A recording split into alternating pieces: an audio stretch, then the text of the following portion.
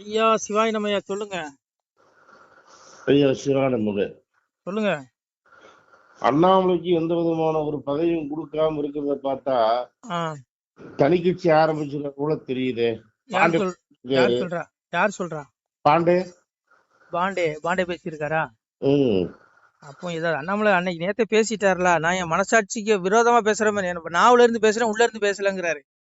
ஒண்ணு ம். புரிஞ்சுக்கோங்க ஐயா, அண்ணாமலையோட நோக்கமே தமிழகத்துல தனித்து பாஜக கால் ஊண்டணும் வேறுண்டணும் அவருடைய எண்ணம். ஆனா அதுக்கு மண்ணலி போட்டானுங்க மேல இருக்கவனுங்க.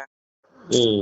திமுகவுல ஒவ்வொரு செங்கலா பிரிப்பேன்னு சொன்னாரு, அதுக்கு அதுக்கு வழி இல்லாம ஆக்கிட்டானுங்க.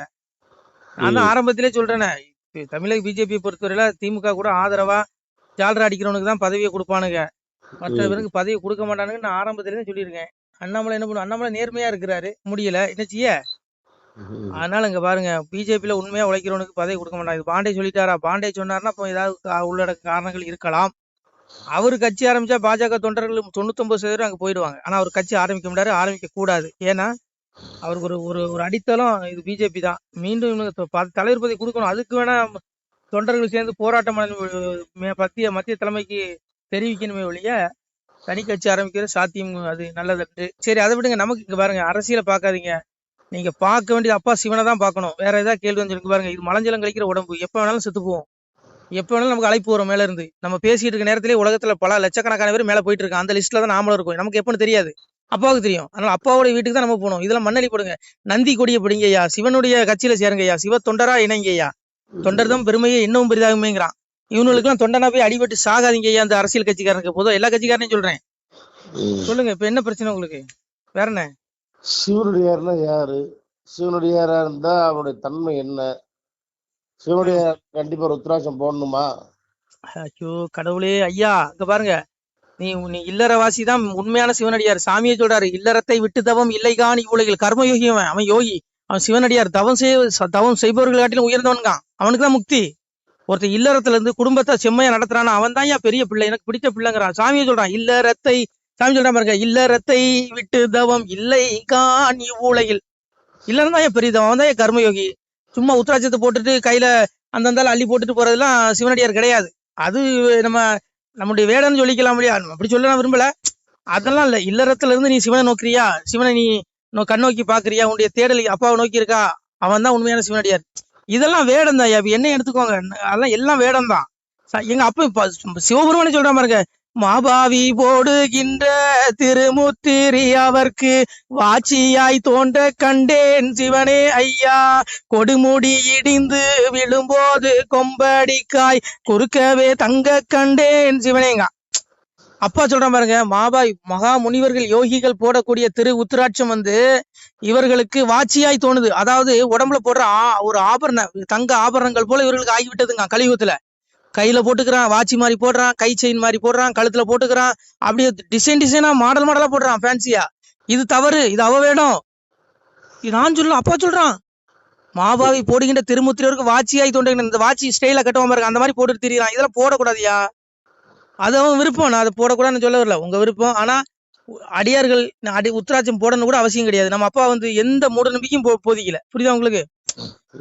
எந்த மூட நம்பிக்கையும் போதிக்கலையா? அப்ப அதான் சொன்னால, ஆடு கீடாய் கோழி பன்றி ஆயனுக்கு வேண்டாங்கான் மேலதாளம் குறவை தோணி வேண்டாம்கான் ஈசனுக்கு ஒரு அன்பு மலரெடுத்து அனுதினமும் பூசை செய்வாய் நடு தீர்ப்பு நான் கேட்க.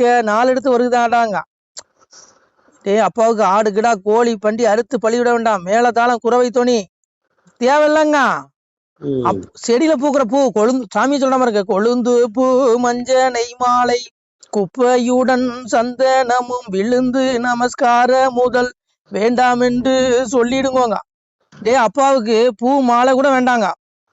அப்படிப்பட்ட அப்பா நீ உத்தராட்சத்தை போட்டுதான் என்ன வழிபடுன்னு சொல்லுவானா? அப்படிலாம் கிடையாது. நம்ம மனசுங்க, நம்ம மனசு எதுவுமே தேவையில்ல. அப்பா நீ கசாப்பு கடையில கூட வேலை செய்ய, உன் உள்ளம் எங்க அப்பா சிவனை நோக்கி இருக்கணுங்க.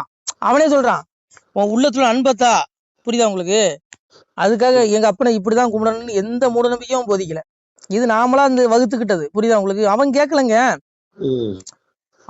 எங்க அப்ப எதையும் கேட்கணும் சொல்றான் பாருங்க, உருக சுட்ட பணியாரம் அவள் உருண்டை கேட்கவில்லை கருக சுட்ட முறுக்குகளும் கடையல் பால் கேட்கவில்லை, உரு கொடுத்த மடப்பதியில் திரி கொளுத்தி வைக்கவில்லை, ஒரு காசும் கேட்கவில்லை, உமையவளே அறிவாயோ. சிவன்ட்டு பார்வதிட்ட உரையாடுறான். எங்க அப்பன் சொல்றான் பாருங்க, ஒரு காசும் கேட்கவில்லை, உமையவளே அறிவாயோ. பார்வதி, என் பிள்ளைகள்ட்ட நான் எதுவும் கேட்கல. சிவன் தாயா எல்லாம். இந்த உலகத்துல இருக்க ஃபர்ஸ்ட் அழியக்கூடிய ஜடவர்க்கமா வந்தான், அழியாத ஆத்மா இருக்குமா வந்தான், எல்லாம் வந்தாங்க. அவனை எப்படி நீங்க அவனுக்கு படைப்பீங்க சொல்லுங்க? ஏங்க இங்க எல்லாம் அண்ட பிண்டம் ஒவ்வொரு மண் துகள்லாம் அவன் அடங்கியிருக்கான். வேதாந்தம் சித்தாந்தம் விளம்பியத்தின் வையத்துங்க. வேதாந்தம் சித்தாந்தனா என்னடங்கா ஜோதிபரன் மண்ணடங்கி இருக்கிட்டே இருக்கான். ஒவ்வொரு துகளும் எப்பா இருக்கான். இன்னைக்கு இருக்க அணுகுண்டும் அவன் தான், எல்லா ஆயுதங்களும் அவன் தான். சந்திர சூரியன் சொல்றான் பாருங்க, சந்திரனும் நானானே சூரியனும் நானானே, ஜோசியங்கள் சூத்திரங்கள் பல சாஸ்திரங்களான தபாமிய கமகம் வருஷம் நிக்கலாம் ஜாமிச அமிர்தம் சைவம் சதச்சாக முடிச்சாங்க. நானே சூரியனுடைய வடிவெப்பம் அளிக்கிறேன், நானே மழை பெய்ய இருக்கேன், நானே மழை தடுத்து இருக்கேன். மழை பெய்யறது யார்? அவன். மழையும் அவன் தான், மழை தடுத்து நிறுத்திருந்தான், பெய்யறதான் வந்தான், சூரியனா வந்தான், சந்திரன் நான் தாங்க, எல்லாம் நான் தாங்க. அப்படி இருக்கும்போது அப்பா எப்படிங்க உங்களை இதை போட்டுட்டு வா அதை போட்டுவான்னு சொல்லுவான்? நம்மள்ட்ட அறியாம இதெல்லாம் என்ன சொல்றான்? அப்பா சொல்ற பாருங்க, உரு கொடுத்த மடப்பதியில் திரி கொளுத்தி வைக்கவில்லை. எத்தனையோ மடப்பள்ளிகள் இன்னைக்கு சிவாலயங்கள் இடிஞ்சு தரமட்டமாய் கிடக்கு. மடப்பள்ளியில திரி கொளுத்தி வைக்கல. ஒரு நேரம் விளக்கு கூட போட முடியாம 1000 கோயில் பல்லாயிரம் கோயில் இருக்கு. இந்த சேகர் பாபுக்கு புத்தி சொல்றாரு, இந்த மாதிரி சேகர் பாபு மாதிரி அறநிலையத்துறை அமைச்சர் வந்து நடக்கும்னாரு. சேகர் பாபு மட்டும் இல்லைங்க, அதிமுக அமைச்சர், இவனுக்கு எல்லாம் அப்படிதாங்க. அப்பா சொல்றான், இந்த மாதிரி கலியுக ஆட்சியில ஒரு கொடுத்த மடப்பள்ளியில திரி கொளுத்தி வைக்க மாட்டாங்க. இது நடக்குது. இது பார்வதி கிட்ட சொல்றேன், எங்க அம்மாட்ட சொல்றான் எங்க அப்பன். அப்போ அப்பா எப்படிங்க மூட நம்பிக்கை போதிப்பான்? அவனுக்கு ஒரு ஜோதி போதுங்க, ஒரே ஒரு ஜோதி, எதுவும் கேட்கல. ஒரு காசும் கேட்கவில்லை, உமையவளை அறிவாயுங்க. என்னை ஒன்றும் சொல்லாதே இறையவனு அறியலையோ, வெகு நாளாய் வந்திருந்து வேண்டும் புத்தி சொன்னேன் நான், ஒன்றும் அறியாமலே விழுகிறானே தீயதிலே, சொல்லிவிட்டேன் கேட்கவில்லை. என்னுடைய பக்தன் மாருங்க, நான் பூக்குழி இறங்க சொல்லல, காவடி எடுக்க சொல்லல, எதுவும் எங்க புரிஞ்சுடுங்க. அப்பா எதையும் கேட்க மாட்டாங்க, அவன் அன்பு மட்டும் தான் கேட்காங்க. சிவனடியார் யாரு? உன் அன்பு இதயத்துல அப்பா அப்பா அப்பா அப்பான்னு உருகணும்னு வச்சுக்கோ, அது போதும். நீ உத்தராட்சம் போடணும் அவசியம் இல்ல, நீ குடும்பத்தை விட்டுட்டு வான்னு சொல்லல. இல்லறம் பெரிய தவங்கிறான், கர்மயோகிங்க அவன், அவனுக்கு தான் முக்தி. குடும்பத்தை விட்டுட்டு நான் பெரிய சிவனடியார் நான் யோகின்னு போறவனுக்கு எல்லாம் முக்தியே கிடைக்காது. அவன் பல லட்சம் ஆண்டுகள் தவம் இருந்தாலும் கிடைக்காது. ஆனா கர்மயோகிக்கு உடனே கிடைக்கும், குடும்பஸ்தன் அவனுக்கு தான் கிடைக்குங்காரு. அதனால இங்க பாருங்க, அப்பா எதையும் கேட்கல, நம்மளா செஞ்சுக்கிறோம். புரியுதாயா? ஏங்க சிவன் நினைச்சா அடியார்களுக்கு என்ன வேணாலும் கொடுக்கலாங்க. இது ஏங்க அவன் நினைச்சா ஒரு கணப்பொழுதுல 1000 பூமி படைக்கலாம். இந்த பூமியில இன்னைக்கு எத்தனை கோடி ஜனம் இருக்கு பாருங்க. இதை விட அதிகமான ஜனங்களை படைத்து ஒரு சிவனடியார அங்க அரசனா உட்கார வைக்கலாம். ஏன் நான் சொல்லலைங்க, எங்க அப்பா சிவபெருமான சொல்றேன் பாருங்க, பொன்னறிய கண்ணி பெற்ற பிள்ளைகள் வந்ததுண்டால் குர்ணி பொன் இடுவதற்கு கொடுத்து வைத்து இருக்குதப்பா, தூங்கு மஞ்ச மேடை உண்டு சுகம் கொடுக்க நான் இருக்கிறேன், பட்டம் அரசால கோடி மக்கள் உண்டு பாவனையாய் நான் கொடுப்பேன். அவன் நினைச்சா சிவனடியார், எங்க அப்பா சிவனை கூப்பிடுறியா, உன் அப்பா உரிமையை கேளும் அப்பாட்ட, அப்பா நான் வந்து ஒரு அரசன் ஆகணப்பான்னு கேட்டேன்னா, எங்க அப்பா நினைச்சா அவன் ஒரு செகண்ட்ல ஒரு பூமியை படிச்சு அங்க பல கோடி மக்களை படிச்சு அங்க அரசால வைப்பான அந்த மக்களை. சொர்க்குலகம் உனக்கு எத்தனை சொர்க்கம் வேணும் படிச்சு கொடுப்பேங்க. புரியுதா உங்களுக்கு? அதனால அவன் சொல்றான் பாருங்க, எல்லோருக்கும் ஒரு போலே ஈசன் நான் இருக்கிறேன், சொற்பரிய ராஜ்யத்தில் சீமை கட்டி ஆளலாமே, குதிரை கட்ட லாயம் உண்டு கோடி சீமை கட்டலாமே, அதிகமுள்ள ராஜ்யத்தில் அமுதேற்று கொள்ளலாமே, கண்ணாடி பார்க்கப்பட்டு கடிய துயில் ஆடை உண்டு, குளிர்கால ஓட்டம் உண்டு, கொடி விருது கொட்டம் காட்டம் உண்டு, காசி ஆட்டம் உண்டு, சான்றோர் பார்க்க தம்பீரான் கற்பிச்சேன்கா. எங்க அப்பா நினைச்சா அடியாருக்கு, எங்க அப்பனை கும்பிடுற பிள்ளைகளுக்கு நீ அவன்கிட்ட கேளு, ஏங்க லட்சுமிக்கு நிதி எங்க இருந்து வருது? எங்க அப்பாட்ட இருந்தாங்க வருது. லட்சுமி நிதி கொடுக்க முடியாது, படைக்கிறது ஈஸ்வரேசன் அவன் தான் கொடுக்குறான். அதனால அவன் சொல்றான் பாருங்க, என் பிள்ளைங்க நினைச்சா என் பிள்ளைகளுக்கு என்னென்ன ஒரு சொர்க்கம், என் பிள்ளை ஒரு சிவனடியாரு ஒரு சொர்க்கத்தை ஆளன்னு நினைக்கிறானா அவனுக்கு ஒரு சொர்க்கத்தை படைச்சு கொடுப்பேன். அங்க சொல்றான் பாருங்க, குதிரை கட்ட லாயம்னு கோடி சீமை அடலாமே, அதிகமுள்ள ராஜ்யத்துல அமுதேற்று கொள்ளலாமேங்கிறான். அப்படி சிவனடியாருக்கு அவ்வளவு வச்சிருக்காங்க எங்க அப்பா. பொன்னறிய கண்ணி பெற்ற பிள்ளைகள் வந்து நான் கொடுப்பேன். இந்த ஆத்ம வாழ்க்கை, அந்த உடல் இறந்ததுக்கு அப்புறம் எமன் பிடிச்சிட்டு போயிட்டான் அடியார்களை, எமன் பிடிக்க மாட்டான், அப்பா வந்து கூட்டு போவானா, கூட்டிட்டு போய் அவ்வளவு பவிசு கொடுப்பேங்க. சிவனடியாருக்கு இதை விட பாக்கி என்னங்க வேணும்? இந்த இப்படிப்பட்ட அடியாரு அப்பாவுடைய அந்த சிவ தொண்டுகளை இறங்காம நீங்க வந்து தேவையில்லாம மலஞ்சலம் கழிக்கிற மனுஷ பயில்களை முன்னாடி அலைஞ்சு நாசம் பண்ணிடுறாங்க, உங்க ஆத்மாவை வீழ்ச்சி அடைய வச்சிருக்காங்க. அவ்வளவுதான் நான் சொல்லுவேன், அதுக்கு மேல உங்க இருப்போம். அதனால இங்க பாருங்க, எங்க அப்பா வந்து எதையுமே கேட்கல. உங்களுக்கு என்ன வேணாலும் தருவான். சாமி சொல்றாம இருங்க, காசியிலே ராசர் மகன் வாழும் தேசம் தாரே நான் நட்டமாய் நான் இட்ட வேலி நாள்தோறும் வாழ்ந்திருக்கும் பால்வர்ணன் என் மகன்தான் பஞ்சவரும் என் மகன்தான் நான் பெற்ற என் மகன்தான் ராஜ்யத்தை ஆழ்வானே வாசமுடைய பெரும் சுனை தெய்வ உயிர் மீன் பிடிக்க வந்தேன் ஊற்றால் தான் போட்டதுண்டால் உயிர் தேர்ந்து மீன் பிடிப்பேன் பழிபாவும் செய்திடுவேன் பார்த்து இருங்கோ கொஞ்ச நேரத்திலே செடிகளைத்து வேட்டையாடி தெளிந்த முயல் பிடிக்க வந்தேன் அதிகமுள்ள வெடிகள் கொண்டு அமைத்து வைத்து சுட்டிடுவேன் பழிபாவம் செய்திடுவேன் பார்த்து இருங்கோ கொஞ்ச நேரத்தில். நான் இதுக்கு விளக்கம் கொடுக்கணும் ஒரு நாள் ஆகும், இதை நீங்க கேட்க முடியாது. இதுக்கு அப்பா என்ன சொல்ற சுருக்கமா சொல்றீங்களா? அப்பா என்ன சொல்றான், என் பிள்ளைகளுக்கு எந்த ராஜ்யம் வேணும் அடியா இருக்கு நான் கொடுப்பேடாங்க. காசியிலே ராசன் உனக்கு அந்த காசி தேசம் வாழப்படியா தரேன் வா, உனக்கு என்னடா வேணும் எல்லாம் நான் படிச்சு தரேங்க. அது பாருங்க வாசமுடைய தெய்வ சுனை, இந்த சாக்கடை தண்ணி நீ குடிக்காண்டாடா, சொர்க்கத்துல இருக்க தெய்வ சுனை அந்த சுனை நீர் உனக்கு தரேங்க. நம்ம குடிக்கலாம் சாக்கடை தண்ணிய, அந்த சொர்க்கத்துல உள்ள நீரை உனக்கு நான் தரேங்க பிள்ளைகளுக்கு. நான் வாசமுடைய தெய்வ சுனை உயிர் மீன் பிடிக்கிறேன். அப்புறம் சொல்றான் பாருங்க கடைசியில, அடியார் என் பிள்ளைகளை செடிகளைத்து வேட்டையாடி தெளிந்த முயல் பிடிக்கும் நல்ல சிவத்தை தேடுற, சிவத்தை உண்மையாக தேடக்கூடிய நல்ல பிள்ளைகளை நான் அப்படியே கூட்டிட்டு போய் என்னுடைய உலகத்துக்கு கூட்டு போய் மோட்சம் கொடுக்குறேன். அதை தான் செடிகளைத்து வேட்டையாடி தெளிந்த முயல் பிடிக்க வந்தேன், நல்ல ஆத்மாக்களை அறுவடை செய்ய வந்தேங்கிறேன். அதை தான் சாமி சொன்னான். அதனால இங்க பாருங்க, நீங்க அப்பா சிவனை தேடுங்க, இந்த கருமத்தை தேடாதீங்க. இந்த உலகியல் வாழ்வு கொஞ்ச நாளையா, ஐயோ இது வாழ்க்கை. நீங்க ஆத்மாவை பாருங்க ஐயா, உலகமே அழிஞ்சாலும் அந்த ஆத்மாலே அது, இந்த ஆத்மா உயிரடையணும், அப்பாட்ட போகணும், அதுக்கு உண்டான வழியை தேடுங்க. இந்த உடலை பார்க்காதீங்க. நான் பேசிட்டு இருக்கேன், எனக்கு எப்போ மரணம்னு சொல்ல முடியாது, எப்போல்லாம் எங்க அப்பா கூடுவான், ஆனா உடலை தான் அழிக்கிறான், ஆத்மா அழிக்க மாட்டான், ஆத்மாவுக்கு பவிசு கொடுக்குறான். அதனால அடிய நல்ல பிள்ளைகள் நீங்க அப்பாவை தேடுங்க. நீங்க அதை விட்டுட்டு இந்த கருமத்துல போய் உளுந்து சொல்லாதீங்க. அப்பாட்ட கேளுங்க, உங்களுக்கு எல்லாம் கிடைக்கும். ஜோசியக்காரன் நம்பி போவாத, அவன் அந்த உனக்கு இதே நோயா அந்த கோயிலுக்கு போமா, உனக்கு கிட்னில பிரச்சனையா இந்த கோயிலுக்கு போமா, அதெல்லாம் தெண்ட செலவு. நீ உட்கார்ந்த இடத்துல அப்பாவை கேளு. அப்பா சொல்ற பாருங்க, தினமொரு நேரம் எந்தன் திருமொழி அதனை கேட்டால் பனிவெள்ளம் போலே பாவம் பறந்திடும் நிசமே சொன்னோம், கனிமொழி சோதி வாக்கும் கையெழுத்தாதி நோக்கும் துணிவுடன் கேட்டோருற்றோர் தொலைத்தனர் பிறவிதான். எங்க அப்பாவுடைய திருவாசகத்தை நீ பாட வேண்டாப்பா, தின ஒரு நேரம் காதலில் கேட்டாலே உன்னுடைய பாவங்களை அத்தனை மணிக்கு விட்டு உனக்கு எல்லாம் கிடைக்குங்கிறான்.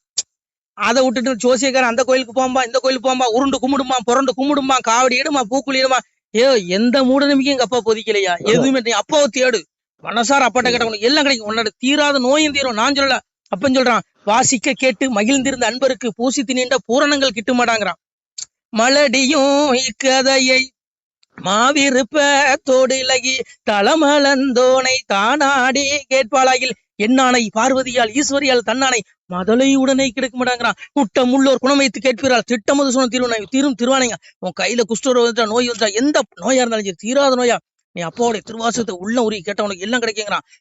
குழந்தை இல்லாத பெண்கள் நீ அப்பாவுடைய திருவாசகத்தை மனசார கேட்டா அவனுக்கு குழந்தை கொடுப்பேங்கிற பார்வதி மேல சத்தியம் பண்ணி சொல்றாங்க. அதை விட்டுட்டு நீ அவன் சொல்லுவான், நீ பௌர்ணமிக்கு இந்த கோயிலுக்கு போயிட்டு வாம்பா, தெண்ட செலவு, அமாவாசைக்கு இந்த கோயிலுக்கு போயிட்டு வா, இதெல்லாம் தெண்ட செலவுங்கிறேன். உட்கார்ந்த இடத்துல உனக்கு எல்லாம் கிடைக்கும். அப்பா உனக்குள்ள இருக்கான், உனக்குள்ள மூழ்கு, உனக்குள்ள தேடு, திருவாசகத்தை கேளு, எல்லாம் கிடைக்கும். புரியுதா? தூங்கிட்டீங்களா? அட கடவுளே, ஐயா, அட சிவபெருமானே, சரி நான் போனேன். ஐயா தூங்கிட்டீங்களா? இல்ல இல்ல சொல்லுங்க. கொரட்டெல்லாம் சத்தம் கேக்குது. சரி, அதனால அங்க பாருங்க, நீ எங்கேயும் போவான்டான், எந்த மூட நம்பிக்கையும் எங்க அப்பயும் போதிக்கல. அப்படி இப்படிதான் கும்பிடணும் அப்படிதான் கும்பிட எந்த வரமுறையும் வகுக்கல. சாமியே சொல்றான், 4 வேதம் அதிலும் நான் வருவேன் மாயமிட்டு ஸ்தூல வேஷமிட்டு சுட்டுவேன் கண்டீரேன், இனத்துக்கு இனங்கள் இருப்பேன் நான் சுவாமி என்று. வேறு யாரோ நம்ம இது 4 வேதங்களில் அறியப்பட இறைவன் நான், எவன் எப்படி கும்பிட்டாலும் நான் தாடா கடவுளுங்க. அப்பேற்பட்ட அப்பனை விட்டுட்டு எங்கேயாவது போய் திரியிறீங்க. நமச்சிவாய். திருச்சிட்டம்பலம். சிவாய நம. திருச்சிட்டம்பலம், தில்லையம்பலம், பொன்னம்பலம். சிவாய நம. உறவுகளே, சிவ அன்பர்களே, தற்போது தாங்கள் இந்த வீடியோவில் பார்க்கக்கூடிய இடத்துல ஒரு சிவாலய திருப்பணி ஒன்று நடந்து கொண்டிருக்கிறது. இந்த இடத்துல பார்த்தீங்கன்னா, முன்பு ஒரு காலத்தில் ஒரு சிவாலயம் இருந்திருக்குது. அதாவது இந்த ஏரியா இப்போ ஒரு தென்னை மரங்கள் பனை மரங்கள் சூழ்ந்த காடாக இருக்கிறது. முன்பு ஒரு காலத்தில் இங்கே ஒரு ஊர் இருந்ததாக சொல்கிறாங்க. ஆனால் இப்போது சுற்று வட்டாரத்தில் 5 கிலோமீட்டர் சுற்றுலா ஊரே கிடையாது, காடு. இப்போ இந்த இடத்துல ஒரு சிவாலயம் அமையிருக்கிறது. இந்த சிவாலயத்தில் இருந்த அந்த சாமியுடைய திருமணியை எடுத்து வச்சிட்டோம். திருப்பணி முடிஞ்சதுக்கப்புறம் பிரதிஷ்டை பண்ண இருக்கிற உறவுகளே, தற்போது இந்த வீடியோ பார்க்கக்கூடிய உறவுகள் தங்களால் முடிந்தால் ஒரு சின்ன உதவி செஞ்சு கொடுங்க. எங்கள் இடத்துல பொருளாதாரம் இல்லை, அதனால் பார்த்திங்கன்னா இந்த வேலையெல்லாம் அப்படியே நின்று போச்சு. பாருங்கள், இந்த அப்படியே பாதியிலே நிற்கிது இந்த சிவாலய திருப்பணி. பக்த கோடிகள், அன்பு உள்ளங்கள், தயவுசெய்து நீங்கள் உதவி செய்ய விருப்பமுள்ள உறவுகள் உதவுங்க. உங்களுக்கு கோடி புண்ணியம் கிடைக்கும். இந்த சாமியோடைய அருள் அனுகிரகம் உங்களுக்கு கண்டிப்பாக கிடைக்கும். இது வந்து ஒரு புகழ்பெற்ற சிவாலயம் கூட சொல்லலாம். சாமியோட திருமேனியை எடுத்து வச்சிட்டோம். இந்த இடத்துல பார்த்திங்கன்னா ஒரு வாசி தண்டம் இருக்குது. அந்த காலத்தில் ஒரு முனிவர் யாரோ தவம் செஞ்சுருக்காங்க. அவங்களுடைய வாசி தண்டம் அவர் திருக்கரங்களால் எழுதின ஓலைச்சுவடி கூட இன்றும் இருக்குது, இன்னும் பாதுகாக்கப்பட்டு வருது. அது கோயில் திருப்பணி முடிஞ்சதுமே அதையும் நாங்கள் அந்த வழிபாட்டுக்கு வச்சுடுவோம். இந்த சிவாலய திருப்பணி வந்து சாமி திருநாமம் வந்து முக்தீஸ்வரர் அப்படிங்கிற திருநாமத்தில் வழங்குறாரு. நெல்லை மாவட்டம் நாங்குநேரி தாலுகாவில் இந்த சிவாலயம் அமைய இருக்கிறது. உறவுகளே, இந்த வீடியோ பார்க்கக்கூடியவங்க ஒரு 2 பேருக்காவது கொஞ்சம் ஷேர் பண்ணுங்கள். இந்த வீடியோ பார்க்கக்கூடிய யாராவது ஒரு சின்ன உதவி செஞ்சால் இந்த ஆலய திருப்பணி வந்து கண்டிப்பாக நாங்கள் வெற்றிகரமாக முடிச்சுடுவோம். பாருங்கள், அந்த வேலை எல்லாமே அப்படியே நிற்கிது. கல்லெல்லாம் இறக்கி போட்டிருக்கோம். இன்னும் நிறைய கற்கள் தேவைப்படுது. சுவாமியோடைய அந்த திருக்கோபுரம் பார்த்திங்கன்னா லிங்க வடிவிலே அமைக்க இருக்கிறோம். உதவுங்கள் உறவுகளே. உங்களுக்கு அப்பா சிவபெருமானுடைய அருள் நிச்சயம் கிடைக்கும். எம்பெருமான் சொல்வான், வாழுவீர் தாழ்வில்லாமல் மக்களும் கிளைகள் கொஞ்சி நாளுமே மகிழ்ச்சியை கூர்ந்து நலமுடன் வாழும்போது நீளுமே எனது செங்கோல் நீதியும் நெறிபோல் வந்து ஆளுமே உங்கள் தன்னை அன்புடன் அலையாவண்ணம். உங்களை எம்பெருமானுடைய அப்பாவுடைய திருவாசகத்தாலேயே வாழ்த்துறோம் உறவுகளே. ஆணுடன் பெண்ணும் பெற்று அதிகமாய் செல்வமாகி தானுடன் நினைவுமுற்று தர்மமும் நெறியும் கற்று வேணும் நீள் காலமெல்லாம் வெள்ளியர் உடனே வாழ்ந்து போனுதல் கமலநாதன் பொற்பதம் பெற்று வாழ்வீர். அந்த ஈசனுடைய பொற்பதம் நிச்சயம் கிடைக்கும். உங்களுக்கு இகத்திலும் சுகம், பரத்திலும் சுகம். உங்களுடைய கர்ம வினைகள் மன்னிக்கப்பட்டு உங்களுக்கு நிச்சயம் மோட்ச வீடு கிடைக்கும். இகத்தில் அப்போரன் ஆயுளுடன் நோய் நொடி இல்லாமல் வாழ்ந்து நீங்கள் பரவாழ்வும் பெறுவீர்கள் உறவுகளே. மக்களே, நீங்கள் எல்லாம் வாழ்பொன்னம் பதியிற் சென்று முக்கியமான யுகநில மதிலே தன்னால் கக்கிய பொன்கள் ஸ்வர்ணம் கைமணம் குளிர அன்னம் பொக்கிஷம் நிறைய வைத்து புகழ உண்டு இனிதாய் வாழ்வீர். இந்த இகவாழ்வும் பரவாழ்வும் உங்களுக்கு சுகப்பட அப்பன் ஈசனர்களால் வாழ்த்துகிறோம். இந்த திருப்பணிக்கு உதவி செய்ய ஒரு ஜிபே எண் சொல்கிறோம். இந்த எண்ணில் நீங்கள் உதவலாம். நீங்கள் இந்த எண்ணிலே நீங்கள் தொடர்பு கொள்ளலாம். ஜிபே, ஃபோன்பே, வாட்ஸ்அப் எல்லாம் இந்த நம்பர் தான். 93 85 44 31 06 93 85 44 31 06. இந்த எண்ணில் நீங்கள் உதவலாம், தொடர்பும் கொள்ளலாம். வாட்ஸ்அப்பும் இந்த எண்ணு தான், ஜிபே இந்த எண்ணு தான் உறவுகளே. முடிந்த அளவுக்கு 2 பேருக்காக ஷேர் பண்ணுங்கள். இந்த வீடியோ பார்க்கக்கூடிய யாராவது ஒருத்தர் சின்ன உதவி, நீங்கள் வந்து பெரிய அளவில் செய்யணும் கூட, நீங்கள் ₹1 நீங்கள் தந்தாலும் மனசார வேண்டி ஏற்றுக்கிறோம் உறவுகளே. உதவுங்கள். முடிஞ்ச அளவுக்கு கொஞ்சம் ஷேர் பண்ணுங்கள். நன்றி. சிவாய நம. திருச்சிற்றம்பலம், தில்லையம்பலம், பொன்னம்பலம். உறவுகளே, நம்ம இந்த இடத்துல வாழ்ந்து மறைந்த ஒரு சித்த மகாபுருஷர் பயன்படுத்திய பல 100 ஆண்டுகளுக்கு முன்பு உள்ள வாசி தண்டம் ஒரு சித்த மகாபுருஷர் பயன்படுத்தியது. அவர் திருக்கரங்களால் எழுதிய அந்த ஓலைச்சுவடி கூட பாருங்கள், இன்னும் பாதுகாக்கப்பட்டு வருது. இந்த சிவாலயம், நம்முடைய அந்த சிவாலய திருப்பணி முடிந்ததுமே எம்பெருமான் அவர் எழுதிய அந்த சிவனை பற்றி புகழ்ந்து எழுதிய அந்த பாடல் வரிகள் இதில் இருக்குது. இந்த வாசி தண்டம் அவர் பிரதிஷ்டை செய்த அந்த லிங்க திருமேனியையும் இந்த இடத்துல நாம் இந்த ஆலயம் கட்டி நாம் பிரதிஷ்டை செய்திருக்கிறோம். அனைவரும் இந்த ஆலய பிரதிஷ்டைக்கு கண்டிப்பாக வரணும். முடிஞ்ச அளவுக்கு வீடியோ பார்க்குறவங்க உதவி பண்ணுங்கள் உறவுகளே. பொருளாதாரம் இல்லாமல் திருப்பணி நின்று போச்சு. முடிஞ்ச அளவுக்கு ஷேர் பண்ணுங்கள், உதவுங்க. நன்றி. நம சிவாய. திருச்சிற்றம்பலம், தில்லையம்பலம், பொன்னம்பலம். இந்த புண்ணிய பலன் தங்களுக்கு உடானபடியாக வரும் உறவுகளே. நம சிவாய.